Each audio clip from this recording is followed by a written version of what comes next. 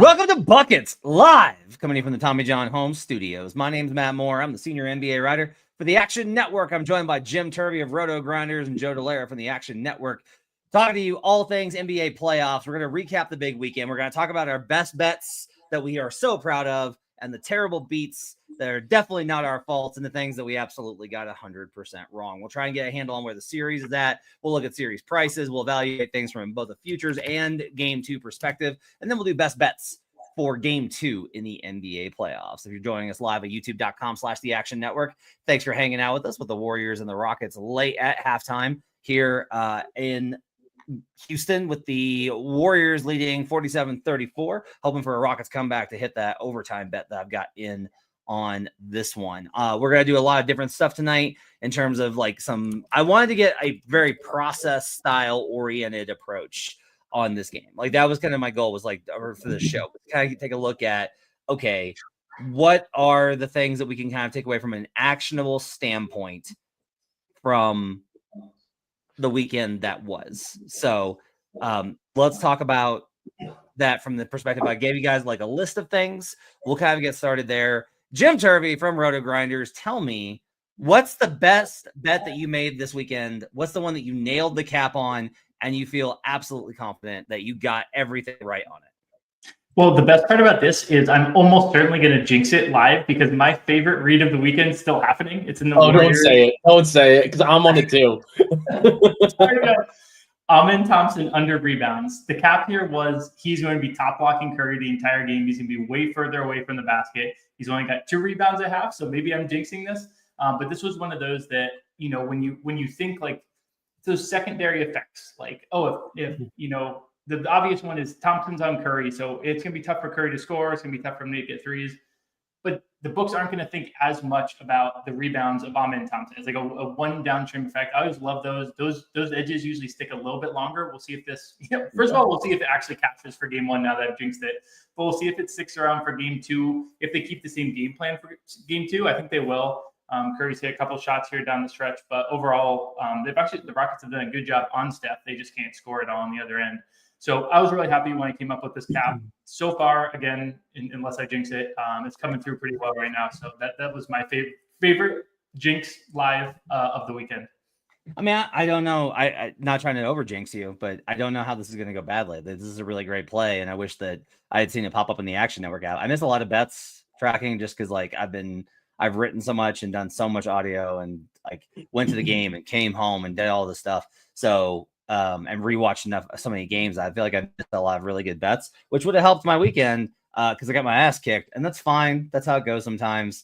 But this would be a really great one. I wish I should follow and just have pay better attention to the Action Network app, because I could have gotten these bets from Jim Turvey and Joe Dellera in the Action Network app, because I can't ask them to text me great plays, because that would be rude. Who would do that? I'm sure they're not sharing them with anybody else. That's not me. So it's totally fine from that perspective. No, Joe Dellera, we are in a group chat with you. Joe Dellera, what's the best bet from the weekend for you that you're just I nailed this? I had Jalen Williams over 4.5 assists, and that cashed in the first half, and it was just the most sweat-free bet I've had in a long time. It was just honestly, I was more concerned about the fact that the game was just getting out of hand so early. But again, it's in order for it to get out of hand, there have to be some assists here. So he's been amazing against Memphis. I really like the fact there was a pace-up spot for both teams. I felt like there was going to be a ton of possessions, and Jalen Williams has 6 assists today, went over his line of 4.5, and it was minus 102. So it's always nice when you're getting something that's almost even money. You don't have to pay a super juiced price on a prop. So very, very happy about that play. It was a nice way to kick off the Easter Sunday slate. Nice. I'm glad that you hit your Jalen Williams prop, because, well, we'll get back to that later. Mine is going to be Knicks Pistons over 220. This is an offensive series. It still is an offensive series. OG Anunoby was a monster on Cade Cunningham. I was I have no idea how the Knicks are going to do anything with Cade.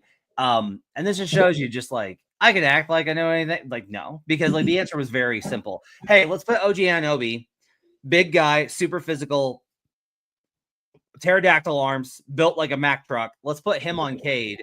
And then when they put Brunson, when he tries to get Brunson switched on him, we'll blitz it. And that was it. That was what they needed to do in order to get really Cade off. Now, I think Cade missed a lot of shots that he can make in game 2. But even then, like the Knicks, this game going over was easy. The Knicks defense is still very vulnerable, and this Pistons, like the Knicks offense is so good. The Pistons can play good defense and not slow them down. That's what they did. They played really good defense, and the Knicks are just like able to generate really good offense with their talent and their scheme, despite not taking a lot of threes. The other one for me was Jaren Jackson under 19.5. Like I saw the numbers on the Hartenstein matchup data and was like, oh God. And what do you know? Jaren had his worst playoff game of his career. Now we'll see if that we'll see what happens there going forward, because just like they're gonna be super motivated in game 2. I'll be very curious to hear folks' thoughts on that when we get towards game 2 and the previews to come. We won't talk about that game. We're doing tomorrow's games first. But when we get to that game, I'll be interested to kind of get the cap on that from Michael Fiddle. I don't expect Brandon to have much on that game and just be like, yeah, the Thunder are better. They're going to roll. They're way better than everyone. This is not hard. But I'm curious to see what happens with Jaren's over, but that was an easy under. Okay. How about bet regret? I should not have bet this. Like I just should not have bet this. And for me, it's Bucks money line. Bet Bucks money line, bet a little bit on the Bucks. Look, I don't think the cap was terrible. It was that I walked through this entire process and was like, yeah, I did the thing where it's you do the, yeah, I know, but, and you really got to like those, yeah, I know, buts. I think when you're doing a handicap, you really got to go back and think about, do I want my money on this? Like, do I want to have my money ignoring this? And after the first 5 minutes, when the Bucks were still hanging, I was saying to myself, I bet on Doc Rivers against Rick Carlisle. That's what I did. Doc Rivers had I'm sure if I went back and thought about it, I could find another from my 17 years of experience covering the NBA.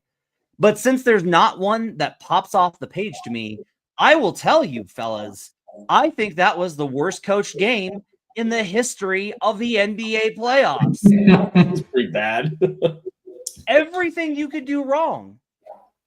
And then after the game, he says, no, I'm not changing anything. Nope. Still believe in the story.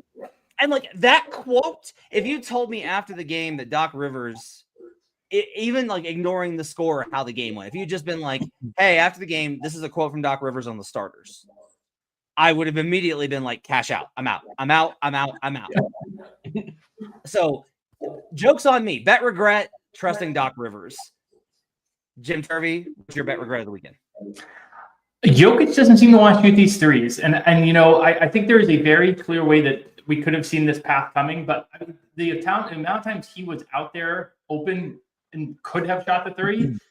And I've done this in the past where it's like a thing that makes logical sense, but maybe like goes above and beyond what like we've seen. And we're like, oh, but this makes sense. We've talked about this in the past, Matt, with like coaches, but it happens for players too.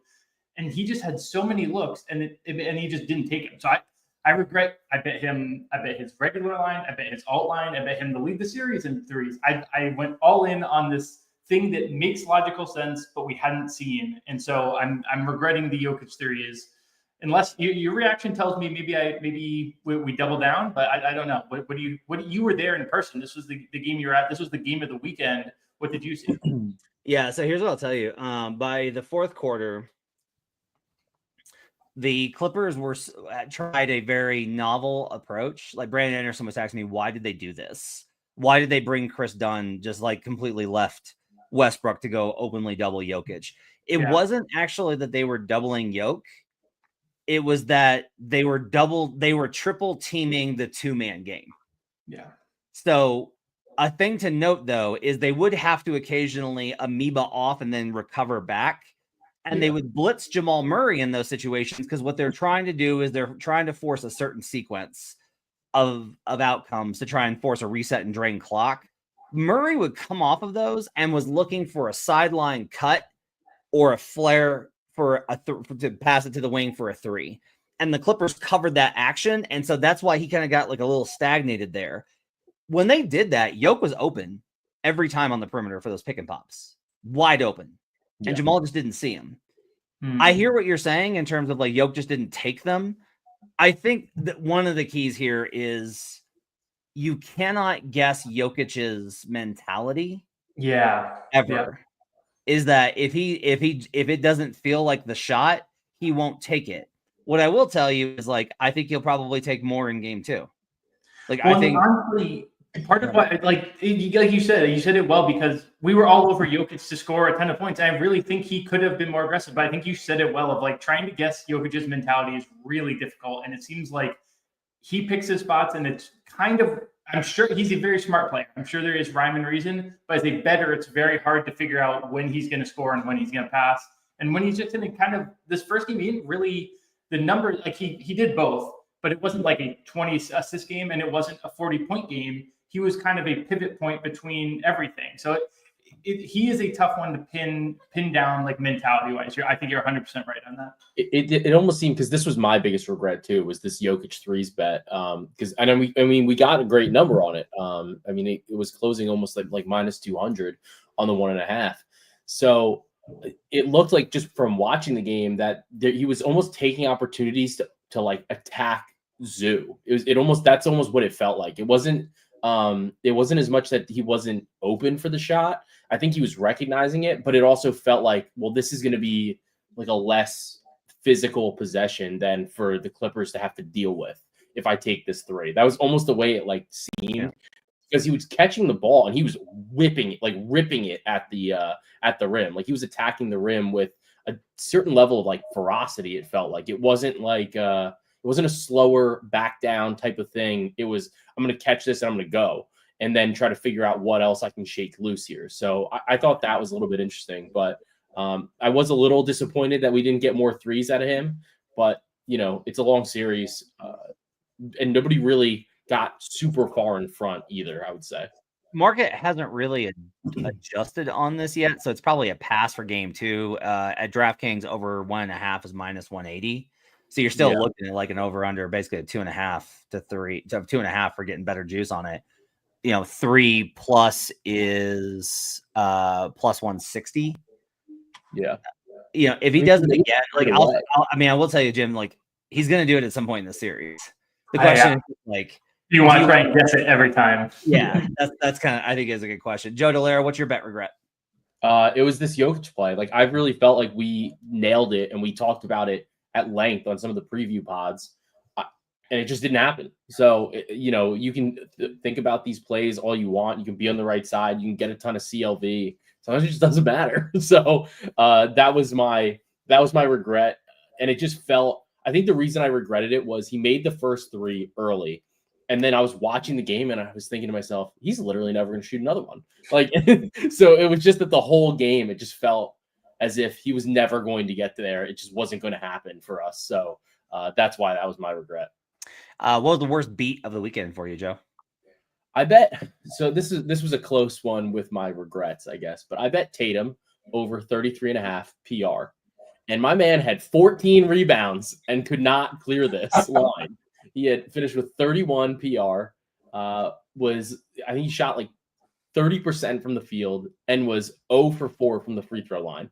So we had a variety of ways that we could have cashed this, and he just never got there. I knew I liked the rebounds part, but this is what I get for putting coin on Tatum to score the basketball in a playoff game. I wonder I want to look at their jump shots off the dribble defensive mark is for Orlando, because some of these teams are just, they make you so uncomfortable that they're really good at kind of preventing them. No, Orlando's middle of the pack there. 16. He was missing like layups. Yeah, he was missing some pretty open shots, and I don't even want to blame he took a hard fall and then he hurt his wrist. And he missed the 2 free throws immediately after that. So I'm not super hanging my hat on the free throws, but he missed both sets of free throws early in the game, and like about maybe a couple minutes in the first quarter. And as soon when I was watching the game and he missed them, I was like, oh, we're gonna lose this bet. like this is not gonna go well. Tatum doesn't have it today. Mine is Jalen Williams over 19.5 points. I love this bet. I loved this bet. And the Thunder beat the Grizzlies by 50, so he didn't have to play in the fourth quarter, and he finished It was Jalen Williams over 21.5. Actually, was where I got to the number at. He finished with 20. Just one bucket. Would have had it too. I mean, he was cruising. He's got such a good matchup in this series. I'll be back on that one in game 2. Like if they beat the Grizzlies by 50 and don't have to play the fourth quarter in any of the games, fine. But like, God, that one, I was just like, are you? That one was really frustrating. Jim, what was your bad beat of the weekend? Mine is a future that is already cooked, and I thought it was literally my favorite play of the playoffs. It was the Shea to score 30 plus in this first round series because I was like, this is gonna be a 4-game sweep. Oh, perfect. Read that correctly. Shea against Memphis just absolutely destroys them. He had scored at least 32 in all 4 of the regular season games. Now it's the postseason. They've been saving him for the postseason. His minutes are going to go up. This is so easy. He has the highest floor of anyone in the league. He always is scoring. He had the 30-plus point streak. He always scores, X amount of points in wins. It was all sitting right there, and he got like halfway there today. It got demolished. It was my favorite play of the entire postseason.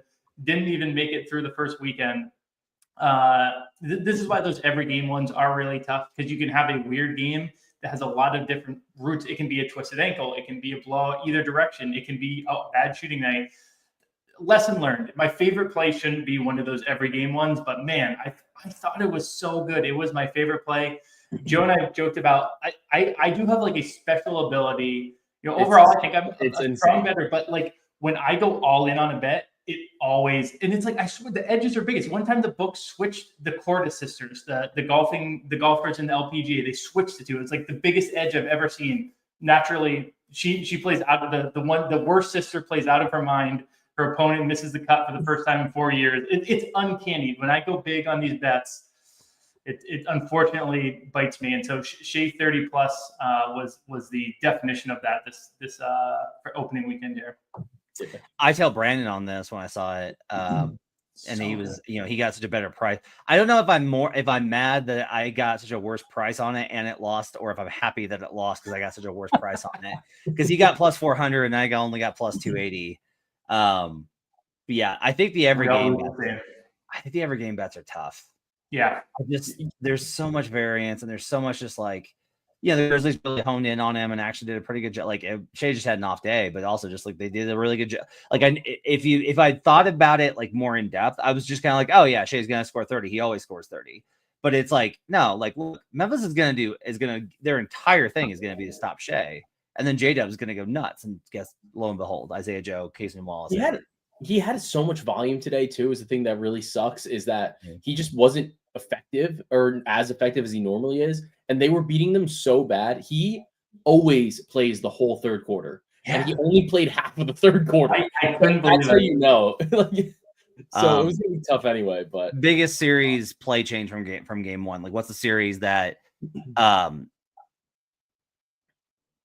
you just like you're heading in a new direction based off of this? And for me, it's like the Milwaukee. It's okay. There are numbers in favor that are going to be like, no, come on. There are numbers that are actually kind of like, that's interesting. With some of these things, not just that the bench kind of figured some stuff out and really did make a run there where it's like, yeah, once they stopped absolutely just like vomiting down their own shirt with Kyle Kuzma, they were actually able to do some really good stuff there. In that game, Milwaukee actually had a pretty good effective field goal percentage expected. So like they were looking like they were actually supposed to be a lot better than they were, where it's like the offense. And here's the big thing is I thought that their defense got really torched. A lot of their offense, I think, will actually probably improve just because it was like, a lot of things were just like the worst possible outcome. They actually had the 4th best expected EFG of the weekend and were 11th in actual. Like they just didn't make anything. They created good looks. I don't think Taurean Prince will probably play as bad. I will say that the Pacers did a really good job of just basically like I was listening to a Bucks pod, the Europod, and they was talking about how like Taurean Prince is useless. He can't do anything. And I'm like, guys, he's supposed to space the floor, and they stayed home. Like Yeah. The Pacers were absolutely like, nope, no Taurean Prince threes. No, sir. We're taking that away. We'll live with all sorts of stuff, preferably from Kyle Kuzma, but not Taurean Prince. The big problem really is Kuzma. Like that, this is a rare case. When a guy has that kind of a stat line, typically I'd be like, well, I mean, he's a pro. He had a bad game. Yeah, blah, blah. And this time I'm like, no. Like he is absolutely just like devastating, I think, to their chances of winning. Jim, when you look at what's the biggest series play change, like what's a series that you're now looking at in kind of a new light? So I read the second part of this question where you said, saw a player stat that you think is the right play going forward. So I read it a little bit differently. I'm in that same series. I think Kevin Porter Jr. is going to be the guy they turn to, in part because I think Kuzma, is kind of the creator. They want him to be a creator. He's not. But I think that Rollins is going to kind of get mothballed a little bit. We saw it in the second half. And now this seems like a pretty minute change on its surface, but it actually has a lot of downstream effects because with Kevin Porter Jr.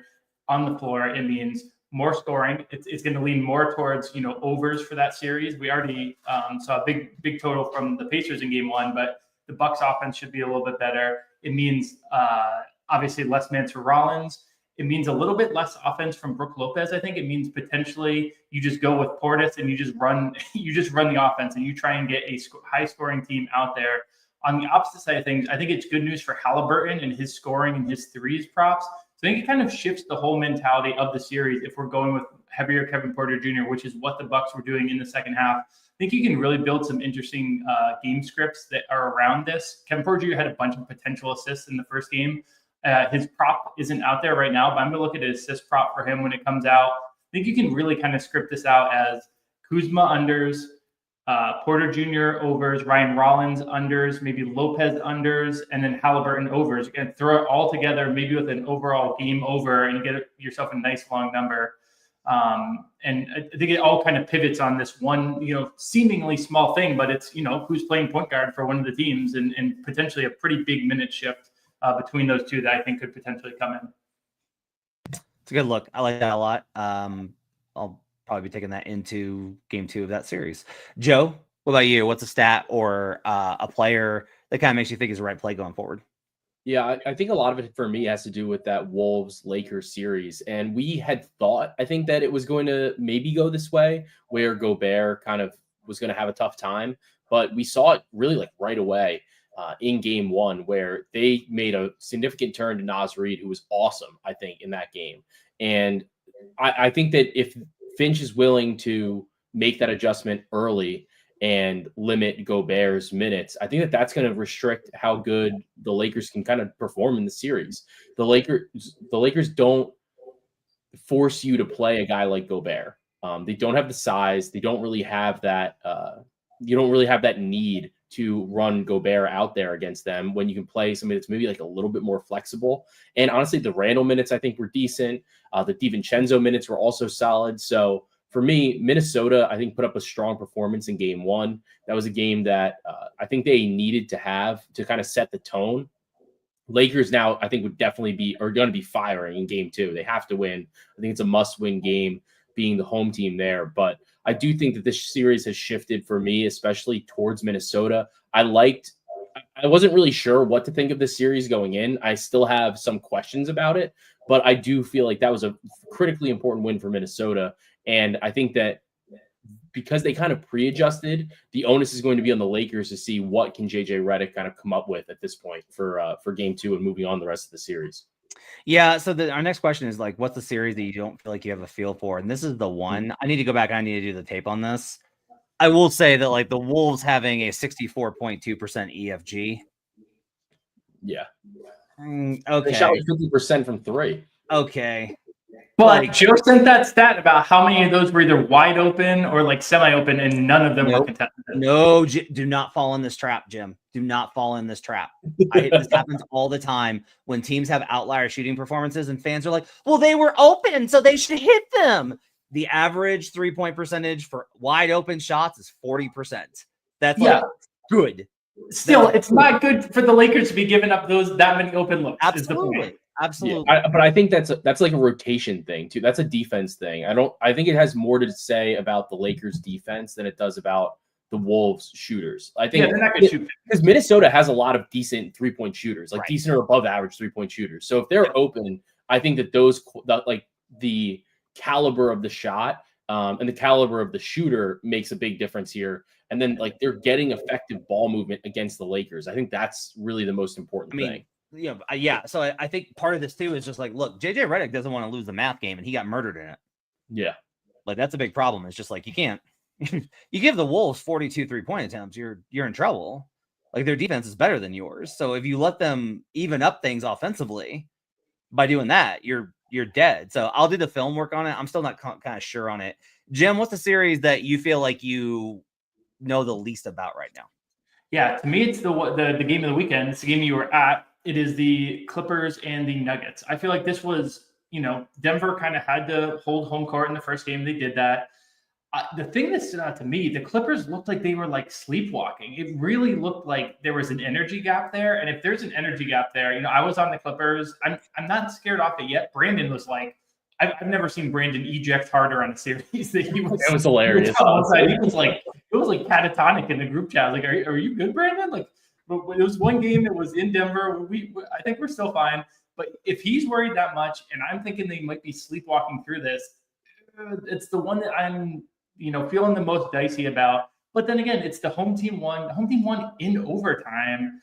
Yeah. I don't want to be stressing it. I feel like I saw a game one, and I expect a series to go very deep. I still expect the series to go deep, but I'm not sure if I am wanting to sell some of my Clipper stock.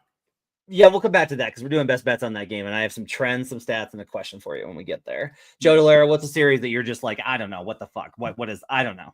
Yeah, I mean, I think it's Minnesota and the Lakers still. Yeah. Like, I have so many questions about it. I feel like game one I watched and I was like, I have more questions than answers. And that is where I feel about it. But I was waffling between this series to a degree. And I was also kind of going back and forth with, it's not so much like I think the Bucks are cooked, but I do think that there is some question to be raised if Damian Lillard comes back. Number one, when does he come back? If he comes back, does it matter? And like, if the Bucks go down 0-2, will he even come back?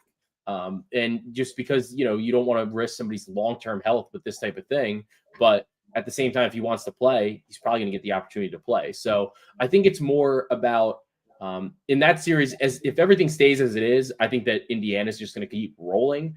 But if Dame comes back, I have a lot of questions about how effective he's going to be. If we think the series could go long, is he somebody to maybe bet for like 3-point leader?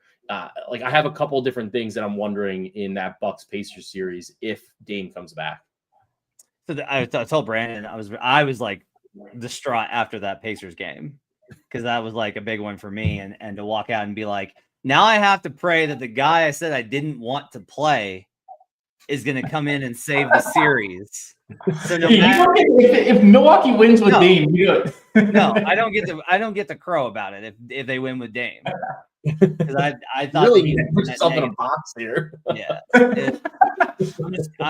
I'm honest. I am a very honest person. You definitely are. So like I will take the L regardless. Other people would not do this. They would just be like, "Oh, I knew. I was still right." So 100%. I knew he was going to have an incredibly medical miracle comeback. Yeah. The series I feel like I have on lock is Knicks Pistons. The Knicks have more offense. I missed on the Cade thing because I thought he was going to have a monster series. He could still probably adjust, and they can probably figure out a few things. They did something really interesting. I will say this is something to watch for game 2. And we'll talk about this in best bets. So OG's a nightmare. So one of the very smart, simple adjustments is they just started setting the screen up higher. And when you force OG to cover more distance, that OG's great at recovering a short amount of ground in a very quick amount of time because he's built. I don't even know what's a huge monster with long arms, whatever it is. He's built that way. He's not like a pterodactyl. He's just like he just has this gigantic wingspan. He's the wingspan of a yacht. Overfield monster. Yeah. So the beast, giant squid. There we go. He's like a giant squid. He's able to cover this short amount of ground very quickly. But if you set the screen up higher, that's how they got Cade downhill, and he started getting some dunks. because of how spread out they were, because they want to play at the level a little bit to deny him from the pull-up shot, and he was able to get to the rim and actually dunk it a couple of times. So that'll be kind of like a pretty good adjustment here. But like the Knicks have more offense. They just have more offense. And like Karl-Anthony Towns is ready for this moment. Like Karl-Anthony Towns was fucking awesome in game 1. And he's going to be awesome in this series. Second half of game 1. Second half, yeah. I think he was good. I think he was good enough the whole game. He attacked. He was great defensively, even in the first half. He was not bullied or pushed around or bothered. Like So he was good in the post, but he got absolutely roasted a few times. He wasn't great defensively, but like he doesn't have to be if he's going to be good. And he shot well in the first half. Yeah, yeah. I'm hard on Cat. I think Cat was great. So I do think with the OG stuff, like I would probably just go under the screen. Like I would just let Cade shoot threes. Cade is not a great 3-point shooter. Like that's what I would do if I was New York. Like at least that's favorable to giving him a lane to have to adjust and get a dunk. So that's series I've got on lock. Joe, what's the series that you feel like you've got on lock? I mean, Thunder Grizz. It sounds. I mean, this is kind of like one of us had to take it. It's okay. Yeah, like one of us has to take it after they beat 1 by 50. It's okay. Yeah, like this. It feels like a cop out, but Memphis hasn't beaten anybody like the entire second half of the season. They can't win a game against a good team. So this isn't super surprising.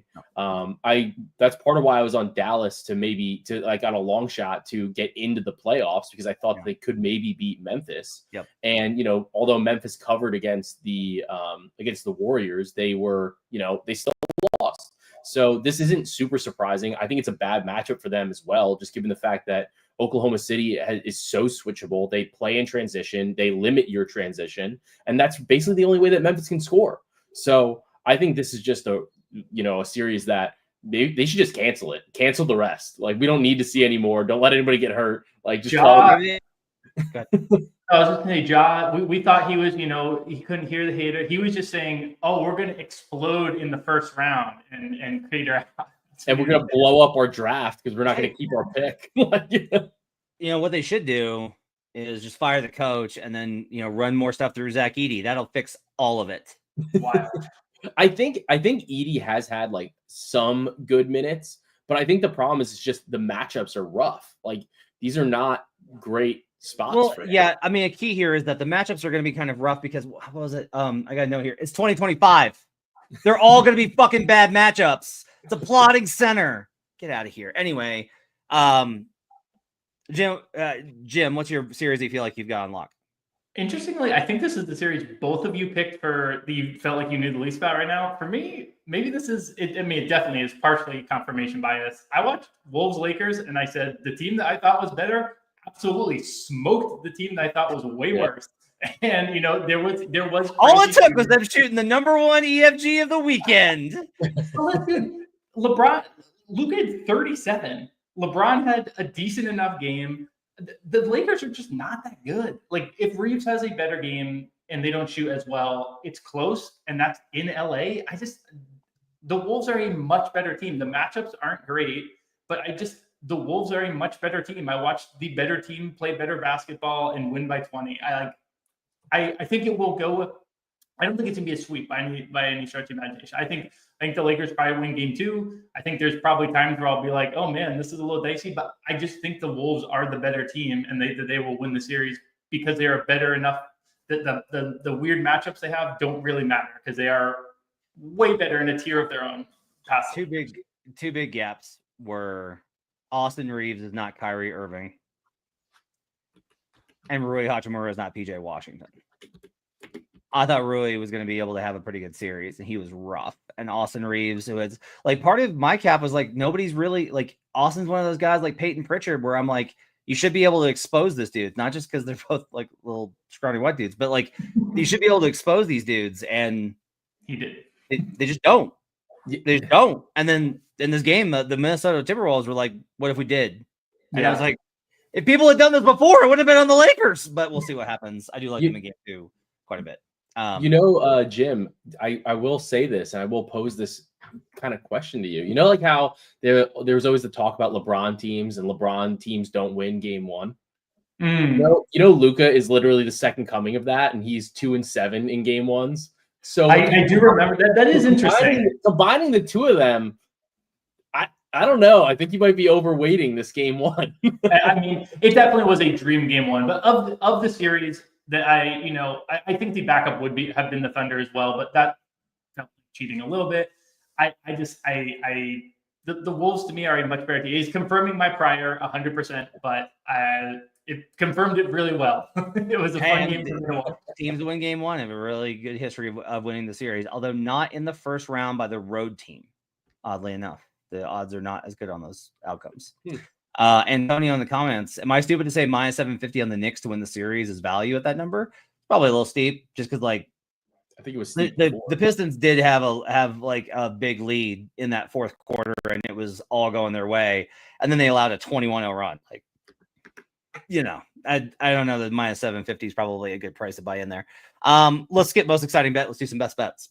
We'll do best bets for the Monday slate in the association. Matt, can I really quickly shout out my exciting bet because it was from you? Okay. We don't have to linger on it, but the Jokic 30+ Clippers money line. I'm gonna run that back a couple times. So that was so fun. It was like he was so close. The game was so close. That was a hell of a bet, and I'm definitely running that back. Even if we just talked about trying not to bet Jokic ceiling as much, the 30+ it's right there. I can't call it a bad beat because we missed both legs on it, but I was like Joker had 27 with like 4 minutes left in the fourth, and I was like, okay, we got one leg. I need the Clippers to make a little run, and then I can bet Denver, and we'll just hedge this baby. Yes. And Yoke just sat there at 27 and kept passing and missed Bunny and kept passing and missed a floater. And then they get to overtime, and the Nuggets take care of business. Plus 450 on the reverse correlation. That was so nice. Shop those around, by the way. If you do those reverse correlated parlays, they're really different book to book. Thanks for that tip. That's a good one. All right, we've got two games on the slate for Monday. Pistons, Knicks. Knicks are a 6.5-point favorite. So market coming back a little bit in on Detroit after their impressive performance in game one in a loss. Totals 221. Money line is Pistons plus 220. Clippers, Nuggets. Nuggets are 1.5 dogs at home. The market has rejected the notion that the Clippers are not the better team and is actually doubling down on the pre-series market move and making the Clippers a 1-point favorite on the road in Denver. Total of 218.5. Money line, Nuggets plus 100. Let's go around the horn. Jim Turvey, what are your best bets for Monday? I have OG Anunoby over 1.5 steals, and I'm now realizing one of my bets is actually for Tuesday. So here's a freebie for the folks. Kyle Kuzma under 17.5 when they play on Tuesday. Okay, there's it's my fault for not keeping you on point. That's a point guard problem. That's not your fault. That was a bad pass by Kyle me. Kuzma. I was Kyle Kuzma. I was embodying him, just firing up a shot at will there. Joe Dellera, your best bet for Monday. I like Karl Anthony Towns over 25.5 PA. If it bumps 26.5, grab 22.5 points. If that goes to 23.5, which it's going to, then 26.5 PA is also fine. Okay. I'm going to take Nuggets money line plus 100. I am going to take Jalen Brunson over. I'm only going to do points over. His line is 27.5 at DK. Brunson over 27.5 points will be one. I will probably have more as we kind of talk this through as well. I will be back on this one hit in a very, very narrow, bad process way, but I still feel really good about it, and I'll explain why. Jalen Duren over 2.5 assists, going back to the well on that one as well. Okay, so let's start with Knicks Pistons, and let's go with that one. Jim, what are your thoughts on Knicks Pistons and why you like OG over 1.5 steals? Yeah, I mean, if you were here at the start of the show, you probably heard us talking about Anunoby being the answer on Cade. Cade's one of the highest turnover players in the league. I think he may have led the league in turnovers this season per game. I know he missed some games there at the end, so maybe some passed in terms of total turnovers. But he is a young point guard in his playoff debut, which we can accredit or discredit as much as we want. But I mean, in game one, OG Anunoby had 5 steals. I don't think that is a coincidence. I don't think I'm going to play him to get 5 steals again, but you can get him at 1.5 steals. It is juiced. I think it was -158 when I last looked. But he's going to be getting a lot of action on a turnover-heavy young guard in his second postseason game. It's a pretty simple cap. I'm probably going to play this every game if they give us this 1.5 number, even pretty juiced. And if you want to play the escalators, I mean, listen, he had 5 in game one. So if you can find steals escalators out there, I don't hate that either. The Pistons really need Jaden Ivey. They really need Jaden Ivey would make it. If Jaden Ivey were playing in the series, I might legitimately, like, if you told me that Jaden Ivey was back for game 2, I might put a bet in on Pistons to win the series. That's how important I think he is.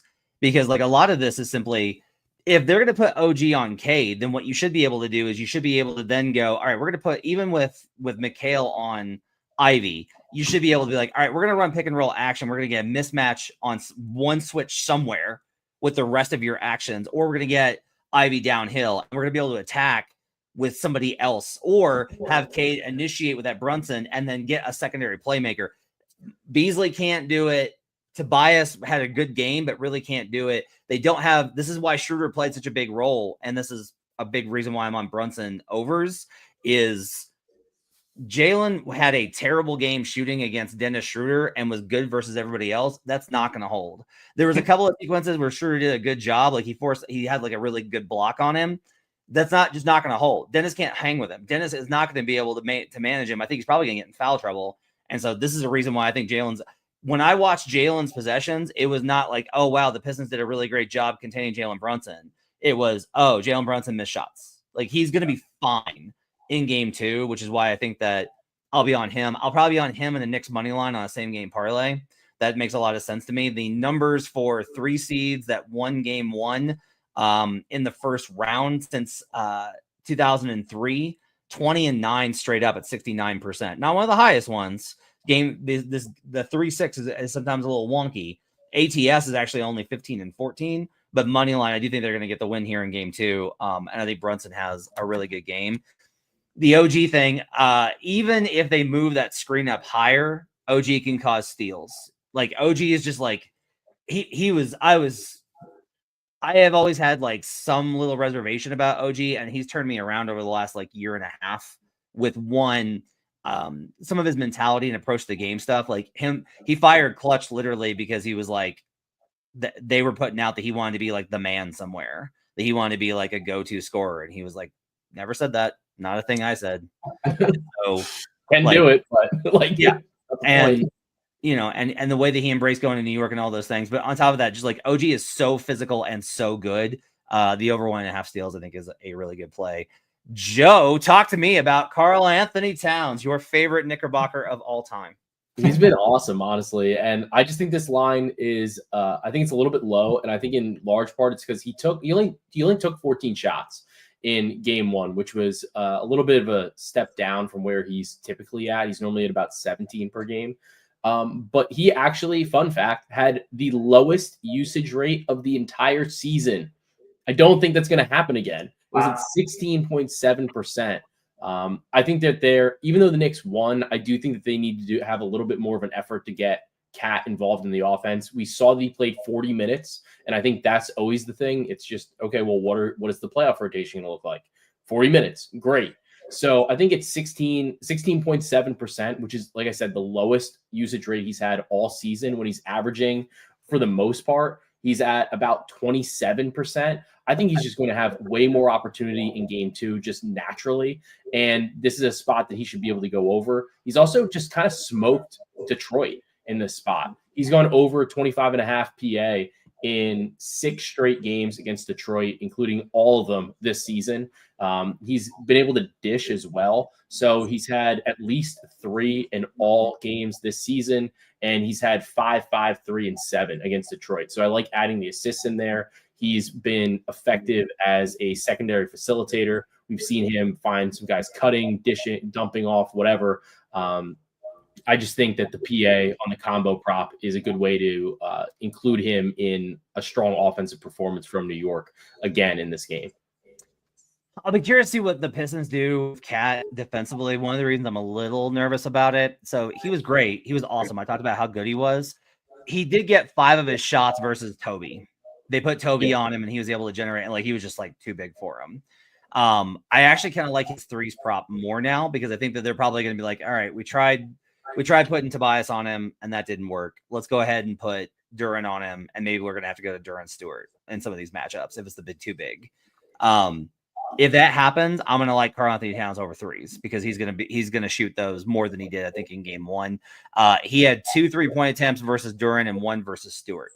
So effectively, like this is the question mark here. And if Brunson gets going offensively, they're gonna have to send 2 on him, which is gonna open up that pick and pop game. So like I actually, now that I'm kind of this is why I like the show. We're like talking through it. Brunson over points, Cat over threes, I think seems like a really good one. No reason not to throw Joe's prop in there as well, because hey, if he puts up like if he hits 3 threes, the odds of him hitting that over on that prop I think is high as well. So I think we probably got something going there. But I do like the Knicks, I think, in game 2. I'll probably be on the over as well because that was my favorite bet. That I was like, I nailed this, and I did not see enough from Detroit. I actually saw less from Detroit defensively than I was expecting, and I had low expectations going in. So, and the Knicks are not good defensively. OG's great. OG's great. No, it's true. The Brunson Knicks are not a good defense. Knicks are not a good defense. Duren over on assists. So he had 3 potential assists. Duren had 3 assists, which I understand should probably scare the shit out of me. 2 of them on his kickouts were turnovers on travels. So he had more opportunities and was able to get there are going to be better opportunities, especially because I'll say this, like Cade was very much, I think, trying to be like, oh, I'm going to be able to attack and score. And then by the 4th quarter, after they had allowed a 21-0 run, Cade was like, oh, I really need to be probably making these extra passes for these wing guys. And Duren's going to be the short roll guy in a lot of those situations, and he is a really good passer. I gave this out before game 1 as one of my favorites because I saw that film of him. So I'm going to be on Duren over assists as well. I'm trying to cook this up real quick while we're going here. We only have so many legs. We got to figure out like what's the most direct pathway for us to get home here. Well, I did the opposite of that. What's the way to make us the most money?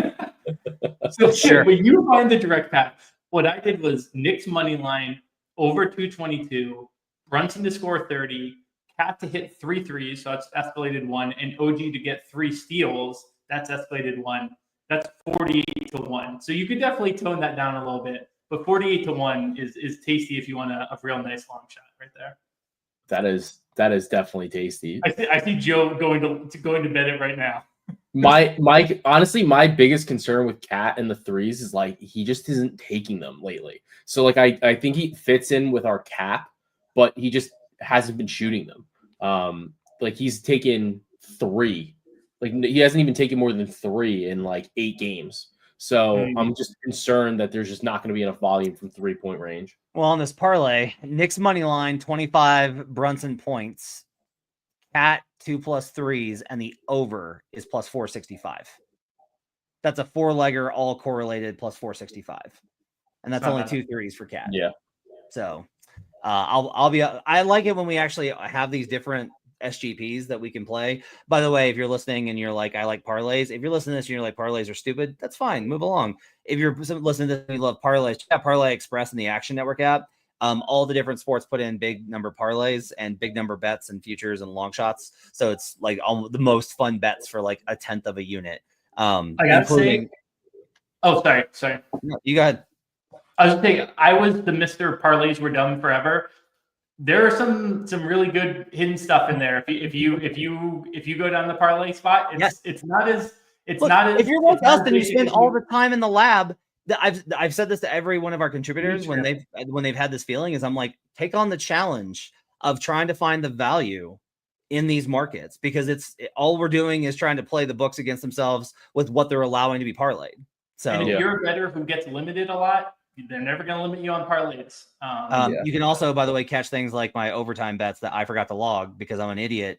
like on Clippers Nuggets, which I gave out as a best bet. and so I did, Joe. On Friday night, I parlayed Hawks Heat. No, was it Hawks Heat? Yeah, it was Hawks Heat and Kings Mavericks. And so we got halfway there, and then Kings Mavericks came up short or Kings Grizzlies, Mavs Grizzlies, because Mavs blew them out. Real quick on Nuggets Clippers. So I'm going to be on Nuggets here. Couple of numbers for you. I'm going to go ahead and start here. Here's since 2003. Think of this as you want systems, I think, that very much play into a cap. But let's take a step backwards and let's say the average context of the league, the shape of the league with the 4-5, two teams that are close to each other. 4 seeds that win game 1 are 19-6 straight up in game 2, 17-8 ATS at 68% in round 1. So that to me is like pretty strong off the bat here. We got 17-8 ATS mark here. But the better one is the more human angle. Teams coming off of overtime on the road in the playoffs in the first round, 6-11 straight up and 7-10 against the spread since 2014-15, last 10 years. 4 seeds are 9-2 straight up and ATS after winning game 1 over the last 10. I'm on Nuggets plus 100 here, in part because you have a short window for an old team. It's less than 48 hours before tip-off of game 2 for an old team in the Clippers that just got dealt with an emotionally devastating loss. Like, you come in and you're like, this is it. This is finally the year. We're going to do it. We got rid of Paul George. We didn't need that loser. We got him. Led the entire game. Choked it away again. Yeah. You lose in overtime on a Russell Westbrook 3-pointer, basically. Now, like, I understand the gym perspective of like, but they were on a Russell Westbrook 3-pointer. Right. Absolutely. 100%. A lot of this legitimately is, I think, if you look at the Clippers and you're like, I believe in their leadership structure. I think Kawhi Leonard and James Harden are going to respond in a big time moment. If that's where you want to bet, you can walk on over and grab yourself a Clippers bet right there. Jim? I will say, I saw Antonio ask in the chat, did Kawhi look slow? He definitely looked a lot worse than he did the entire final month of the season, which kind of breaks my brain and makes me really annoyed that they ran him out there in that back-to-back. If he just didn't look as aggressive. Now, maybe part of this is the Aaron Gordon thing. How much of this do you think is Aaron Gordon? But the energy level just didn't look the same as in the final game of the regular season when they were playing the Warriors. It kind of broke my brain. That's why my whole thing, like feeling like I didn't learn anything about the series, was like, well, either I did learn something, and it's the most depressing thing, which is that the Clippers just aren't going to care in the postseason. I have a question. Does Kawhi ever look like super energized? Is he out there being like, yeah? No. But it was like even lower than that. It was really bizarre. It was like very sleepwalking. This is one I don't know, and I wanted to go. I had Easter stuff on Sunday, so I couldn't make it. 7-point game, by the way, in Golden State with my overtime bet. By the way, David Payne did parlay them. Our producer David Payne parlayed them. He took Nuggets, Clippers, and Rockets, Warriors at 255-1. So we're hoping for overtime in Warriors, Rockets.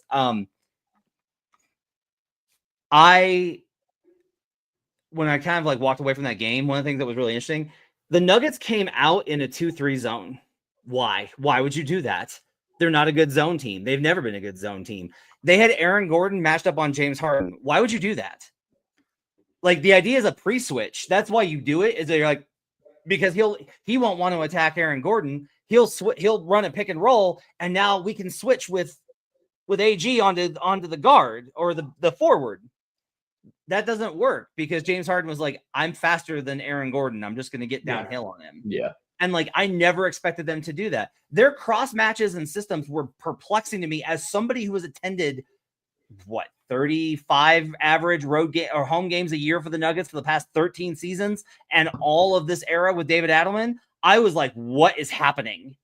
Like, what is this defensive structure? And then midway through the second quarter, they were just like, hey, like, what if we actually do like the game plan? And they're like, oh, let's do that. And all of a sudden, like, they took off second quarter and then second, and they got better and better. Like, their energy level, Jokic's at level play went from horrendous to not good to okay to third quarter pretty good to end of third quarter pretty great to fourth quarter great to fifth to overtime. He hedged him to the edge of the court like Marc Gasol. It's some of the best at level stuff I've seen. I'm not saying the Nuggets rope-a-dope them. I'm not saying the Nuggets rope-a-dope them. And so look, and they'll have counters here. This is the, by the way, this is the counter argument. Because everybody's like, this is what like Nuggets fans are like, this is what Malone never did. He never made these kind of adjustments in game. And one of the things I would say is like, you know why? Because you never want to be the first one to make an adjustment. Because if you do, next game, they're coming in already with that. Now, the Nuggets' big adjustment in game one was literally don't do the brain dead opposite of what you should do. So I don't know if that's an adjustment or not, but it's like a really interesting question. I am concerned from this perspective, Jim, about the Nuggets. I'm like, I moved the Clippers in 6 by the end of the week because listening to you and Brandon and other analysts, like I upgraded the Clippers by like several points in power rating. And then I came out as like, oh, the Clippers should be favored here. And the most likely outcome is Clippers in 6. One thing I am concerned about, that game on Saturday was not like the Nuggets. That's not what they should want this to be an offensive series. This should not be like a slugfest series. And the fact, so it's like a double-edged sword, Joe, where it's like, on the one hand, the Nuggets should not have wanted this to be a defensive battle. On the other hand, it was a slugfest, and it was who could make the more hustle plays. And Aaron Gordon and Russell Westbrook whipped their ass in the fourth quarter. So, like, I don't know what to take away from that, but I am going to go ahead and bet Nuggets plus 100 for game 2.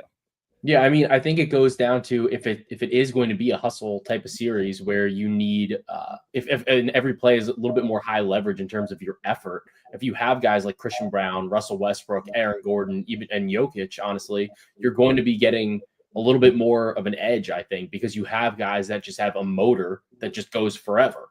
So that is the one thing about Westbrook. I saw a tweet today, and it was like Russell Westbrook is the mystery box from Mario Kart, and you just get to know what you get. but that is how it goes. So it's like, you know, you live by the sword, you die by the sword. But at the same time, this is a Jim problem. Yeah, this is not me.